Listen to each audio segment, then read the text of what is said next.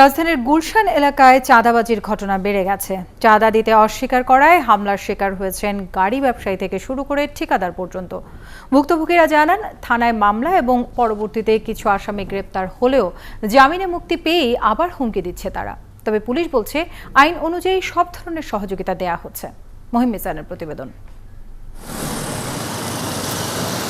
পুলিশের গুলশান জোনের অন্তর্ভুক্ত রাজধানীর কালশিতে গেল 10 এপ্রিল গাড়ি বিক্রির শোরুম বিজেকারে হামলা চালায় একদল সন্ত্রাসী। স্থানীয় সন্ত্রাসী ডিশ বিল্লাল কিছুদিন ধরে চাঁদা দাবি করছিল, কিন্তু চাঁদা দিতে অস্বীকৃতি জানালে শোরুমে তুচ্ছ ঘটনা সৃষ্টি করে হামলা চালায় সন্ত্রাসী ডিশ বিল্লালের দল। রাস্তার ওপাশে ডিশ বিল্লাল দাঁড়ানো ছিল আরও 4-5 জন সহ, এবং টোটাল 6-7 জন মিলে অতর্কিতভাবে আমার শোরুমের ভিতর জোরপূর্বক ঢুকে চাঁদাবাজির জন্য আমাকে বিভিন্নভাবে হুমকি প্রদর্শন করার সাপেক্ষে সাথে সাথেই ধারালো অস্ত্র এবং ভোঁতা অস্ত্র, বাঁশ, তারপরে আপনার ডিশ অ্যান্টেনার যে লাইনের যে তারগুলো ছিল, এবং আপনার আর্মস প্রদর্শন করেছে যে সবাইকে খুন করে ফেলবো, মেরে ফেলাবো। হামলায় প্রতিষ্ঠানটির নিরাপত্তা কর্মীর কান কেটে দেওয়া হয় ধারালো অস্ত্র দিয়ে।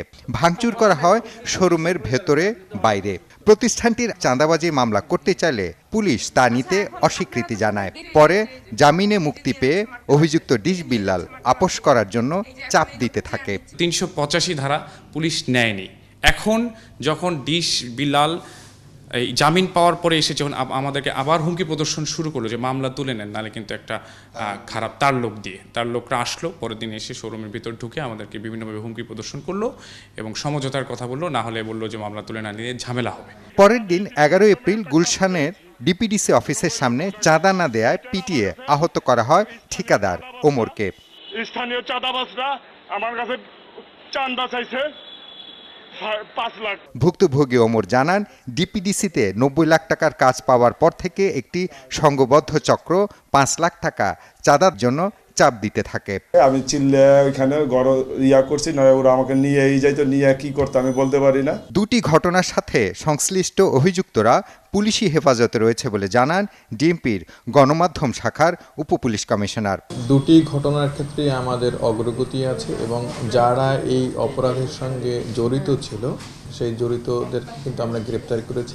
এক্ষেত্রে অন্য আরও যদি কেউ জড়িত থাকে যারা এজাহার নামীয় নয়, তদন্তে আসলে তাদেরকে আমরা গ্রেপ্তার করতে সক্ষম হব। ভুক্তভোগীরা অভিযোগ করেন, অভিযুক্ত সন্ত্রাসীরা দ্রুত জামিন পাওয়ার কারণে এবং সঠিক বিচার না হবার কারণেই গুলশান এলাকায় চাঁদাবাজি বেড়েই চলেছে।